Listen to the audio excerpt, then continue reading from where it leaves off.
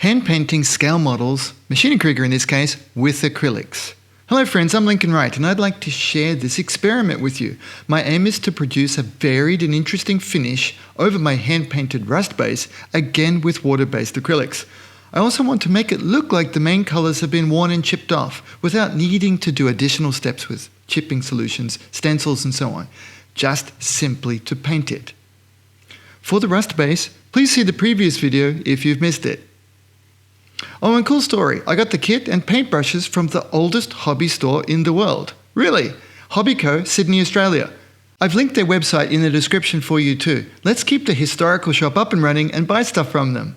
Maybe next time I can take you on a quick tour with me inside. That's my local hobby shop now. Experimenting from the start, I thought, okay, I'll use a color that I'm not really familiar with. So I grabbed this from my Citadel range. It's, I think it's one of the Orc highlight colors. And here I'm continuing on with the wet palette. I've kept the paint reasonably thick because I know that it needs to cover in 1 to 2 passes. Because the model is textured, I also know that I don't have to worry, really, about it going on in 2 thin coats. It needs to produce and have enough, see that's more water in it there. It needs to have enough of the pigment, etc. left, but it can be stippled up and thickened as well. So experiments. Here I am, I'm using that same brush, it's a Tamiya HF series, well worn, to experiment and get a feel for how this looks over the rust. Now you can see, it's interesting. In this case, I would say I've probably thinned the paint a little bit too much. It's not a full failure. Let's call it a half fail. But you can see that it's maintaining translucency. At this dilution, the paint will settle down reasonably well. It won't produce much thickness. So that's good. That's number one. Okay, I'm going to go a little thicker now. This is the back of the kit, so you can see I'm loading up my brush more, and I'm thinking, what if I lay more on the surface, let it dry, as I'm working to see if it can thicken up a little bit more. Man, that rust base and dark metal, it just looks brilliant, doesn't it? Now, look at that. I'm not overworking it here. I'm letting it sit a little heavier on the surface. It's a little thicker. But look at those chips that the brush leaves in between. That is so cool. They already look like quite authentic chips. And you can see I'm staying away from the edges that would naturally be chipped, or we would then work with chipping products and what have you. Be very careful how you're handling your kit. You can see I'm careful to get it in a nice zoom range so that you can see what I'm working on, but I'm also not going to fingerprint it off. A light touching motion here. I'm figuring this is the rear of the machine, so we'll go with less, man that was fast, but we'll go with less chipped effects here and try to cover more of the surface quickly.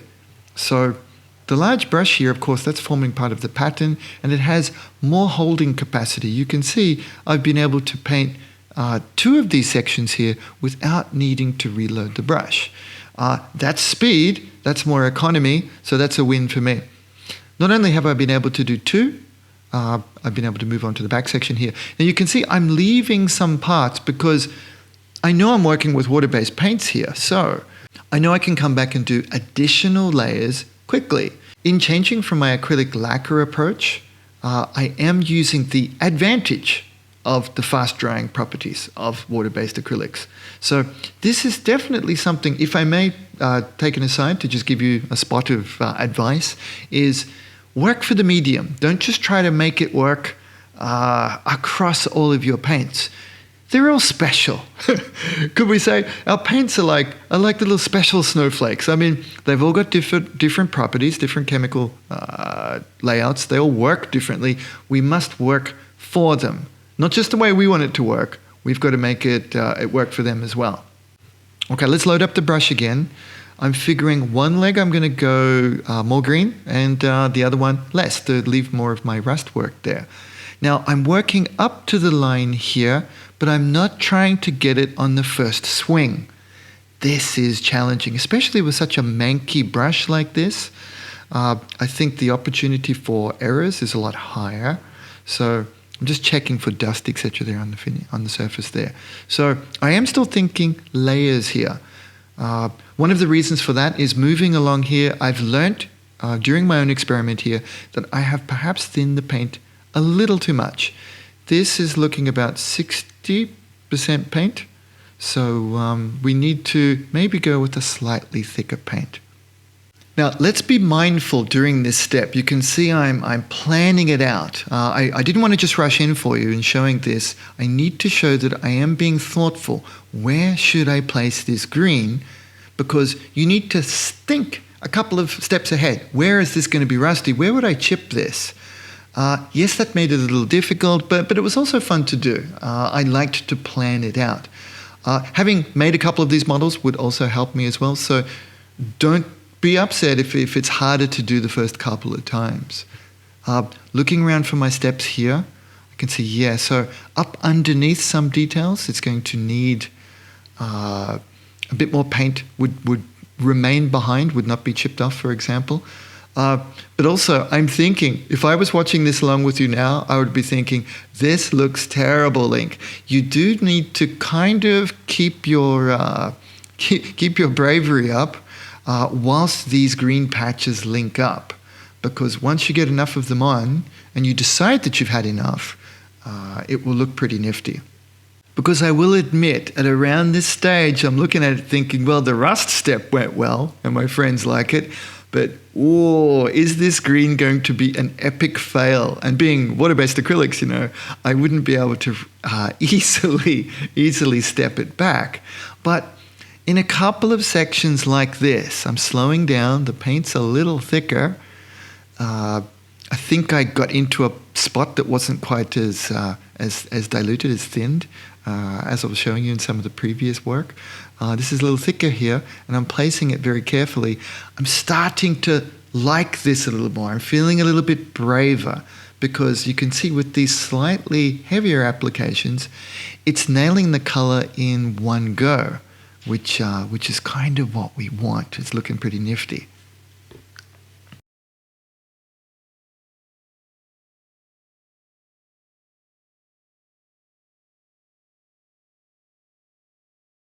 Let's step down in brush size a notch. You can see there's the first one I'm going with, the Tamiya HF, and now here's a smaller one. I think it's a size 2 flat brush, very well worn from the AK Interactive guides. They're both synthetics, they're both cheap, and I don't feel bad beating the heck out of them. Now with that second smaller brush, here I've done a light second round, and you can see that the layers are mashing up well together. I mean, they're starting to look a little bit more cohesive, but also they're so nicely varied. This looks like it's had some sort of new crazy, ultra high spec chipping solution invention kind of deal happening, right? But no, that's what I'm doing. I'm layering it on in different places, and it's totally 2D artwork just transferred over. This is actually what I was thinking, that you know, back in the day, in the 70s, 80s, artwork, the wonderful box art dudes, artists, wonderful folks, they were painting with Liquitex, which is an acrylic paint, much like this. It just doesn't have the resins, etc., to make it stick to the plastic. And they built up wonderful finishes. So I'm kind of riffing off them, but also taking it a step back, you know, taking inspiration from my own background with the acrylic lacquers, and then just putting this back onto the water-based acrylics, and it's starting to look very interesting to my eyes. I mean, I am nervous. This might be just me looking at it through rose-colored glasses and enjoying my own work and thinking it's great, but I actually think it's looking pretty decent. Now, granted, it's for a very specific look this time. This very experiment I'm doing is meant to look all beat to hey. So I don't think this approach will work for doing a smooth finish. It's not appropriate. I would need to use softer brushes and more water and just different things like that. And I'm not ready to throw myself under that bus just yet. I'm gonna baby step these experiments, show different kinds of finishes, and see what I can develop and share with you. And I'm sure there's some of you who can watch this jump on it and make a much better job than I can because you've just had more experience with the medium. Now, please, if you decide to experiment like this yourself, do slow down and really inspect your work like I'm doing here. So I'm looking at those shoulder armor and it looks pretty nifty. So I'm thinking what I need to do next is to, again, subtly augment the resolution. There's suddenly the bathroom sponge appears and dominates. What I want to do is next is slightly touch up that resolution because we need the big manky brush is for the main work. Now, don't notice that other green on my wet palette. I'll confess, here's what I really did. I just opened up and put the wrong color on there. And I looked at it and I'm like, dude, that looks totally wrong. So that's sitting on my wet palette. I didn't use it. No, I'm not hiding steps from you. I just messed up. And I didn't want to redo the whole wet palette just to do that. So there's a real fail from behind the scenes. Linc just grabbed the wrong paint. I thought it would be pretty funny. Now check this out. And again, I did this it's a very similar methodology to the rust step, but I'm using the manky. So much manky happening, and this is in there. I'm using the manky bathroom sponge to slightly reduce the resolution of my finish. Now again, I'm not slathering this. I'm being very careful. I wanted to show you this in real time so you get a feel for it with me. I'm being careful. I'm not just mashing it everywhere and yep, that's done. No, this is, please forgive me for saying it perhaps in this way. I think this is quite an intelligent way to paint things because we're doing less. I say intelligent and I contrast that with a mechanical way of doing things because, yes, I know we need to plan it and it requires artistry and intelligence as well, but we're relying on things like, say, like hairspray or a chipping solution to provide us with the opportunities for the chips. In this methodology, this workflow, you need to plan it out. You really are being an artist of old because you need to put it in the right places. So, but that was the fun for me.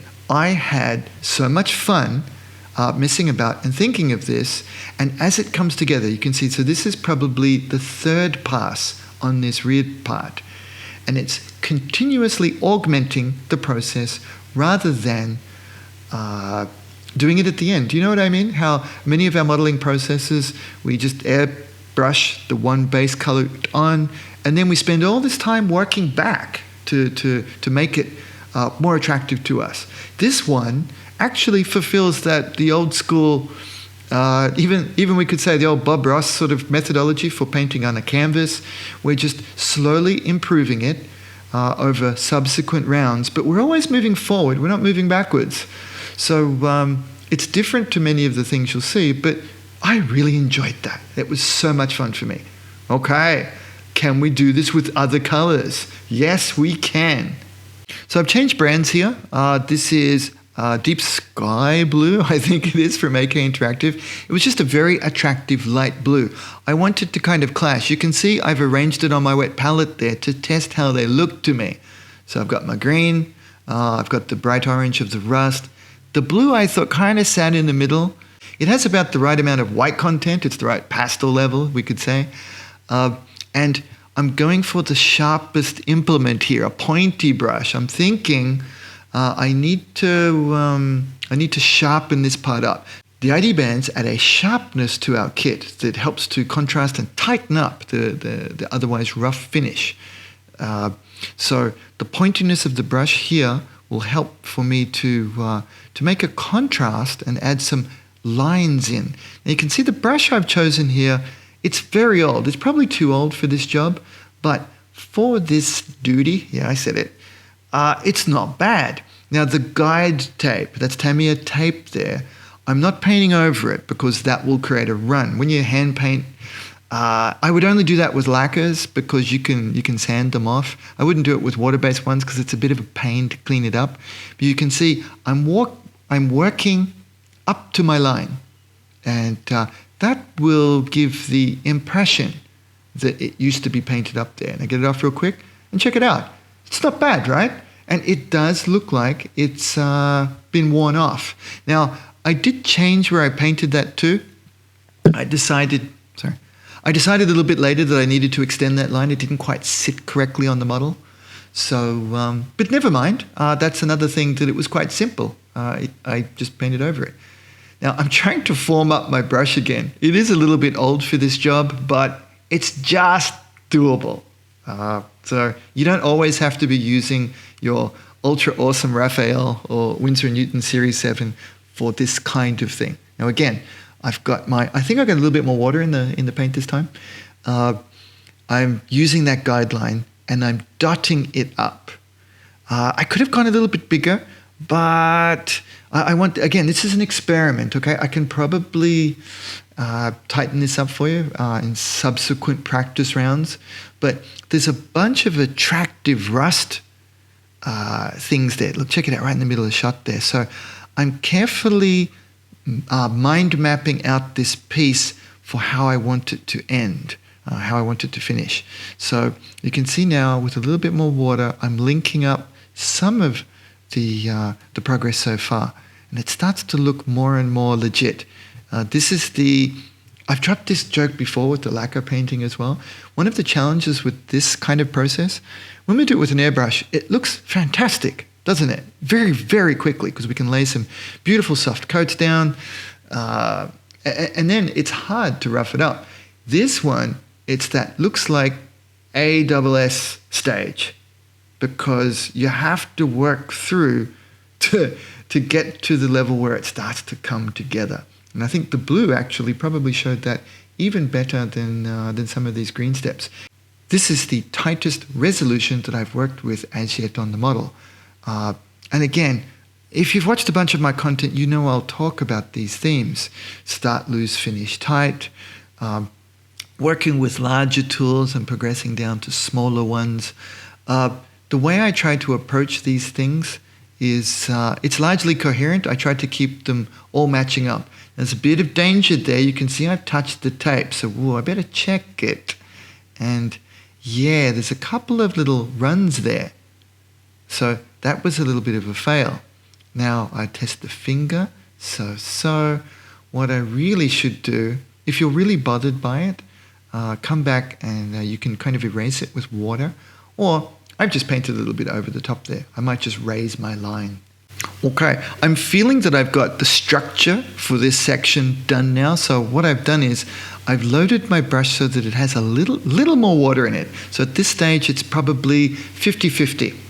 And you can see I'm doing more of a smooth coat here and layering it in to build more of a coherent layer, more of a solid layer.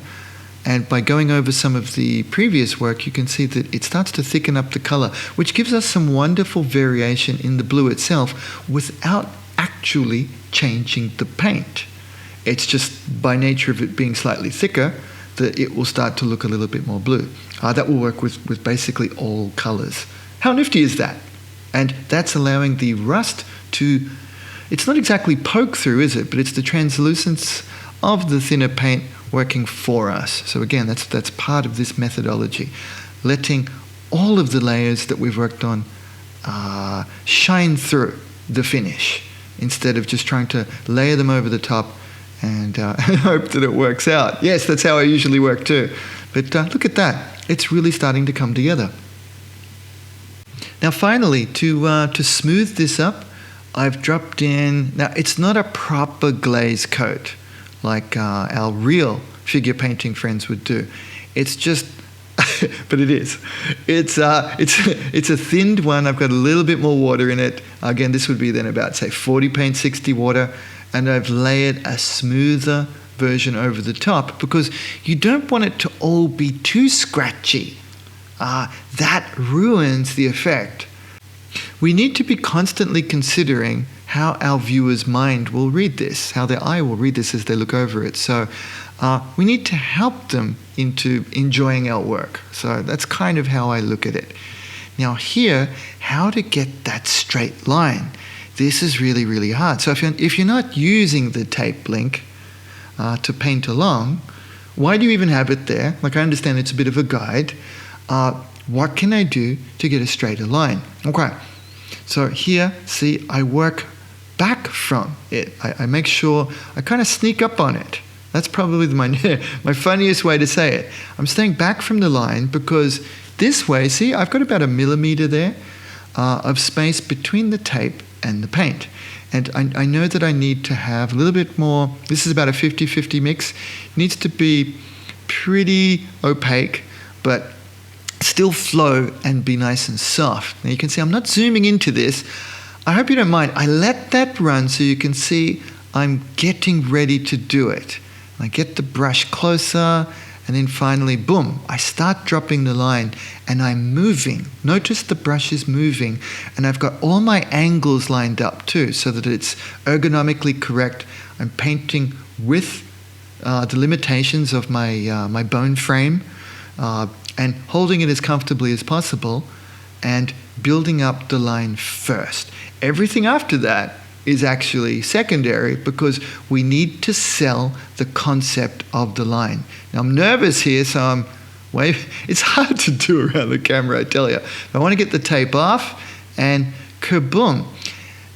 Not bad. I mean, I'm 80% happy with that. I still think it's painted along a line. It gives that illusion of a line. And now that I help it with painting some of the background areas around it, it'll start looking even more believable, because I think it's to do with, there's only a little bit of blue on there, so it doesn't look like, oh, okay, some of it must have come off. So I come in here. Now this is a slightly quicker version. See, this is why I'm saying this is not so much a tutorial, this is totally an experiment. Can you see I've got a lot more paint on the brush this time? So version 1, within the space of like seriously 10 minutes, I've upgraded to version 2. And that's what I would call this one. It's a little more wet, and it's producing a different resolution. I think this one looks more believable as scratches, but the cool thing is there's 2 versions on the model, which adds a lot of interest for us. As we look around, you'll notice now, especially now that I pointed it out, you'll notice that one side looks more scratchy and choppy, whereas this side looks a little smoother with more deeper scratches taking off the paint. I hope that made sense. I want to share with you just not how I did this, but what I'm learning from it. And I'll tell you what, this was bags of fun for me, because I've not tried this with water-based acrylics to this degree, and I had worked with acrylic lacquers for so long, and occasionally my friends will go, oh yeah, Linc gets that finish because he uses those paints. They're the smelly ones that I don't want to use. That's why I don't try to paint like that. But I didn't know if it was true or not. You know, some of my friends, I respect their opinion. I figure, maybe they're right. I don't know. But in the back of my mind, though, I did always wonder, hey, is it really the magic paints that I'm huffing? Or can I do this with other forms of paint? And so far, so good. This experiment has really emboldened me that my previous methodologies and concepts for painting are solid. And in fact, I think they were easier with the water-based acrylics, like this one. Look at that. That's one shot. The line, the scratchiness, leaving the rust, everything. I just did it all in camera. That's it. It was actually reasonably simple. And it looks, to me, good enough. Once this is done, I know it's not going to be to everybody's tastes, but I'm happy with how that looks. And, you know, there was no faffing about, was there? No chipping solutions, no weighting, no messing about. Actually, that other side does look pretty cool, doesn't it? But yeah, it's done. Hey, thanks very much, guys. Please like and subscribe. Now, I do have step-by-step photos of this available for you on my crowdfunding platform, Patreon, because I understand it's really hard to get all of the steps into the videos. So I'm giving you the videos for free, and I figured for those of you who are really into my work and want to see the very detailed, like in a magazine or book that I produce, photos very quickly, the digital photos in high quality, please rock on over to Paint on Plastic on Patreon. There's a link for you in the description. Plus also, of course, you can just Google it. If you Google in Paint on Plastic, it's one of the first things that comes up. And it's you. The people who sign up for my Patreon are the ones who produce this content, the wonderful Paint on Plastic community. We all get together and hang out and talk and share info in our Discord that is available as a free bonus for you who sign up. There's a bunch of additional video content, all kinds of cool stuff. And that's all for the wonderful people who make this happen. I couldn't do it without you. Thank you so very much, guys. I really appreciate you. Okay, more soon.